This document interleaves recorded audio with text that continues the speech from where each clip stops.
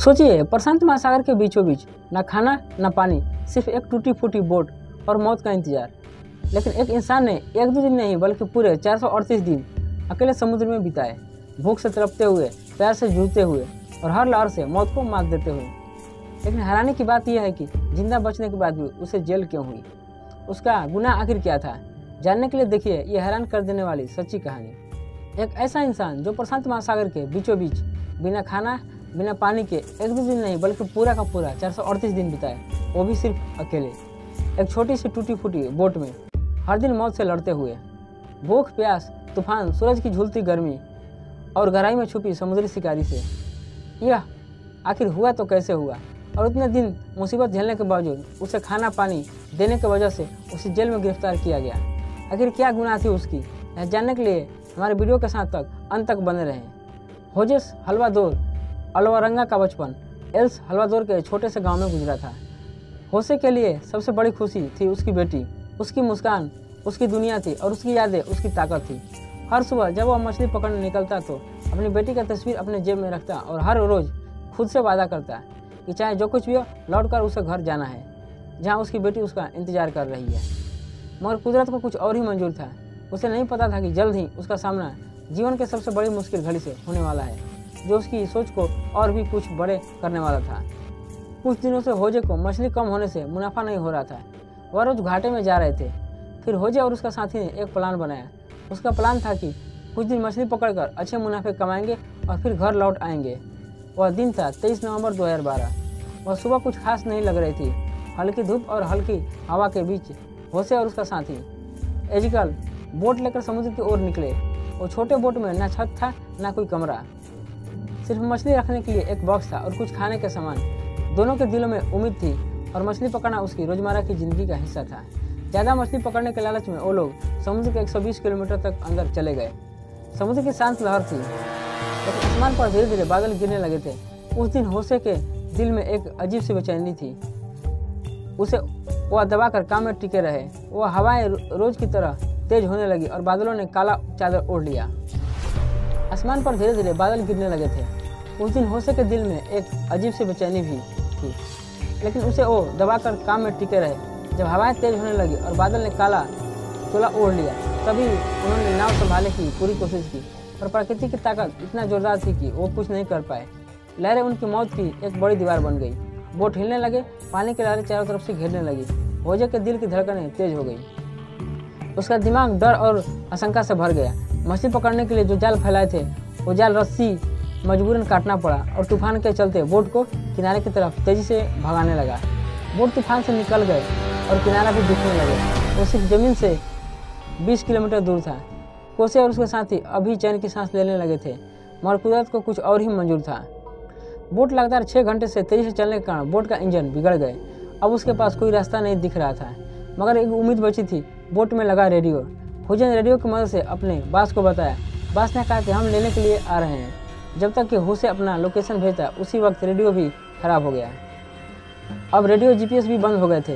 उनके पास सिर्फ एक छोटा सा बोट, समुद्र और एक दूसरे का साथ बचा था। वो दिन गुस्से के लिए बस शुरुआत थी, एक ऐसी लड़ाई कि जो उसे पूरी जिंदगी के लिए बदल देने वाला था। कुछ देर रुकने के बाद समुद्री तूफान के तेज बोने बोट को समुद्र की तरफ धकेलने लगे। वह दोनों कुछ भी नहीं कर पाए। तूफान ने ऐसा कहर बरपाया कि होजे और एजल की छोटी बोट मानो समुद्र की विशाल शक्ति के सामने बिखरने लगी। हवाओं के गुड़गुड़ाहट में उनकी आवाज़ें खो गई। लहरों ने बोट को उठाकर कई बार उलट पुलट किया। उसे को याद है कि हर एक लहर उसे मौत के करीब ले जा रही थी और हर सांस जैसी आखिरी हो। उनकी आंखों के सामने अंधेरा छाने लगा। मन में डर घुस गया। वह जानते थे कि अगर वह इस तूफान से बच गए तो उनका भी सफ़र खत्म नहीं होगा। उपकरण बंद हो गए थे, कोई मदद आने की संभावना नहीं थी। उनका GPS और रेडियो खामोश थे। बस समुद्र की अनंत गहराई और वे दोनों अकेले सहारे के बिना थे। तूफान के बाद भी खतरा खत्म नहीं हुआ। बोट में पानी भर गया था, राशन कम होने लगा था और दोनों का शरीर कमजोर पड़ने लगे थे। और सबसे ज़्यादा तकलीफ दे रहा था अकेलापन और यह डर कि आगे क्या होगा, जो धीरे धीरे होसे के दिल में बस गया था। उनके बास ने सर्च टीम को खोजने के लिए भेजा और 4 दिन खोजने के बावजूद भी कोई आता पता नहीं लगा पाया। प्रशांत महासागर इतना बड़ा है कि हेलीकॉप्टर से छोटी सी बोट दिखाई ही नहीं दी थी। वे लोग हार मानकर लौट गए। तूफान के बाद जो सबसे बड़ी चुनौती होसे और एजिकियल के सामने आई वो थी भूख और प्यास। उनके पास खाना और पानी बहुत कम था। धीरे धीरे वह भी खत्म होने लगे। समुद्र का सारा पानी पीना मतलब मौत को बुलाने जैसा था। इसलिए हुसैन ने उस वक्त मछलियाँ और कछुओं को पकड़ना शुरू किया। पानी न होने के कारण मछली का खून पीना और कच्चा मांस खाना ही उनकी जिंदगी का बचाने का नजरिया बन गया था। हर दिन एक नई लड़ाई। सूरज की तेज धूप से शरीर जलता, हर सांस में प्यास का जहर खुलता और पेट में भूख की आग बुझाने के लिए कुछ भी मिलना मुश्किल था। उन्होंने देखा समुद्र के पानी में बहता प्लास्टिक की बोतल और उसने बोतल इकट्ठा किया। जब बारिश पड़ती उस बोतल में पानी भरते, प्यास बुझाने के लिए कछुए का खून भी रखते हैं। इसी तरह वह दोनों गुजारा करने लगे। कुछ दिन बाद हुसैन ने देखा कि उसका साथी धीरे धीरे कमजोर होता जा रहा है। उसकी सांसें धीमी पड़ रही थी, पर हुसैन ने दिल में एक अटूट उम्मीद थी।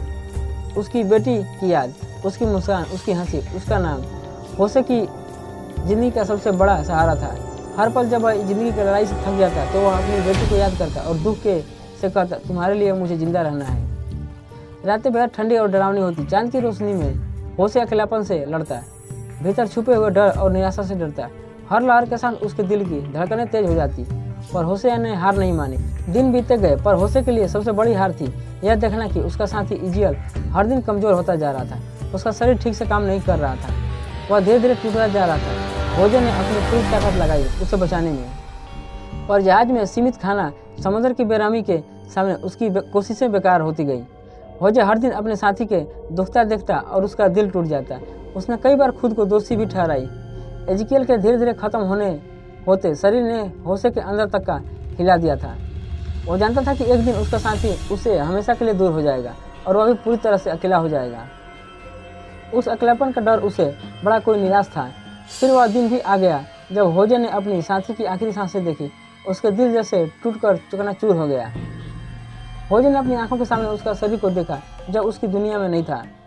उसने अपने साथी को सावधानी से बोट में रखा और धीरे धीरे समुद्र की ओर बहा दिया। होजे के लिए अकेलापन की शुरुआत थी।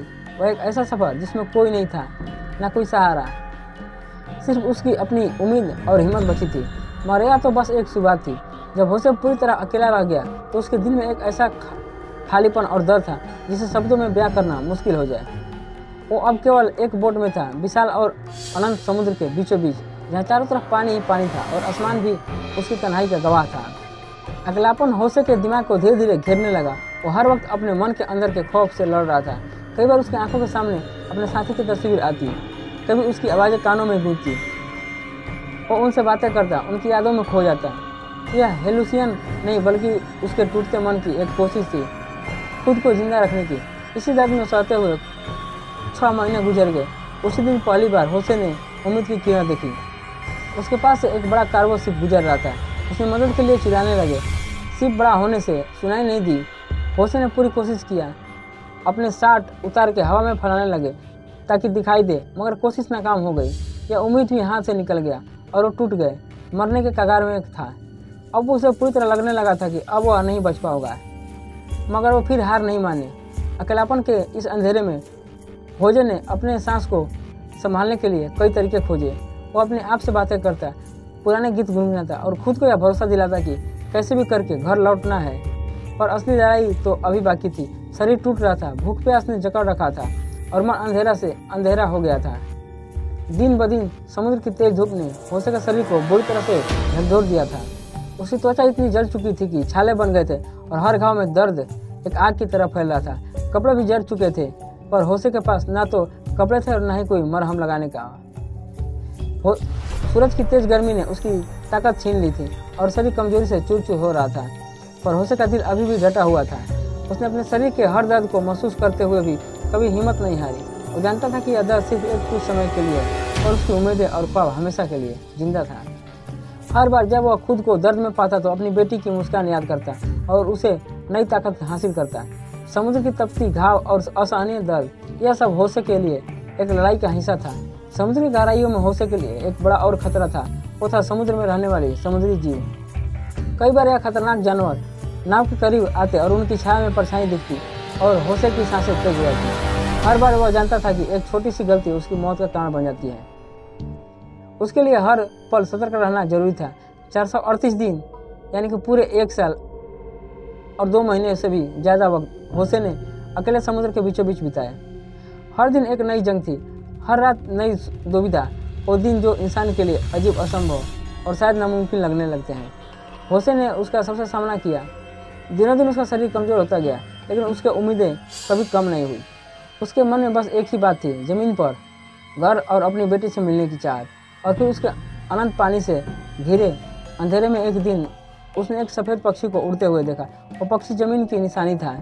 उस पल होसे के दिल ने जोर से धड़कते हुए कहा, कहीं यह ज़मीन तो नहीं है। उसने अपनी बोट को उसी दिशा में मोड़ा, आखिरी ताकत जुटाई और धीरे धीरे समुद्र के पार सफ़र किया। 438 दिन की दर्दनाक सफ़र के बाद वो आखिरकार मार्शल आइसलैंड के इवो एटोल के पास पहुंचा। जब स्थानीय लोगों ने उसे देखा तो उनकी आंखों में हैरानी और चिंता दोनों झलक रहे थे।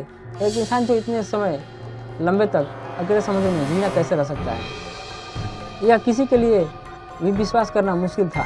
होजे का शरीर कमज़ोर और जख्मी था, लेकिन उसकी आंखों में जज्बा और उम्मीद की चमक अभी भी बरकरार थी। स्थानीय लोगों ने उसे तुरंत अस्पताल पहुंचाया, जहां डॉक्टर ने उसकी देखभाल की और धीरे धीरे होसे ने अपने अंदर की ताकत महसूस की। वो जिंदा था, लेकिन सबसे बड़ा सवाल यह था कि अब वो घर कैसे लौटेगा, अपनी बेटी से कैसे मिलेगा। यहाँ से होसे की कहानी सिर्फ एक बचने वाली की कहानी नहीं रही, बल्कि एक जज्बे, उम्मीद और इंसान की अनमोल ताकत की मिसाल बन गई। होसे की कहानी जैसी ही मार्शल आइसलैंड से बाहर आई, पूरी दुनिया में चर्चा का विषय बन गई। एक आम मछुआरे जिसने 438 दिन अकेले समुद्र में बिताए, वो भी चमत्कार नहीं और क्या था। बहुत से लोग इसे झूठ या कहानी समझने लगे। सोशल मीडिया और समाचार चैनलों में बहस होने लगी, क्या सच में कोई इंसान इतना लंबा समय बिना मदद के समुद्र में रह सकता है। लेकिन डॉक्टरों ने उसकी पूरी हालत का पूरा मुआयना किया और पुष्टि की कि यह असली कहानी है। होजे के शरीर में कई बदलाव देखे गए, जैसे अनुभव में मेल खाते हैं। उसकी कहानी ने इंसान की हिम्मत, उम्मीद और जज्बे को एक नई मिसाल दी। होसे अब सिर्फ एक मछुआरा नहीं रहा, बल्कि एक जीता जागता प्रतीक बन चुका था, उस ताकत का जो मौत को भी हराने में सक्षम है। मगर यह खुशी ज़्यादा वक्त तक नहीं टिका, क्योंकि रिसर्च से यह पता चला कि इसके साथी मारे जा चुके हैं और इज़ेकियल के मरने का इल्ज़ाम होसे के ऊपर दिए गए और वो गिरफ्तार हो गए। तो यह थी होसे के सल्वादोर अल्वारेंगा की कहानी। इस कहानी को सुनते हुए हमें याद रखना चाहिए कि ज़िंदगी की असल खूबसूरती लड़ाइयों में है और जीत उसी की होती है जो कभी हार नहीं मानता है और नहीं मानना चाहिए। दोस्तों, अगर आपको होसे की ये हैरान कर देने वाली सच्ची कहानी पसंद आई हो तो वीडियो को लाइक करें और शेयर करना मत भूलिए। ऐसी ही रस्मी और सच्ची कहानियाँ देखने के लिए चैनल को सब्सक्राइब कीजिए और बेल आइकन दबाइए ताकि अगली कहानी सबसे पहले आप तक पहुँचे। जय हिंद।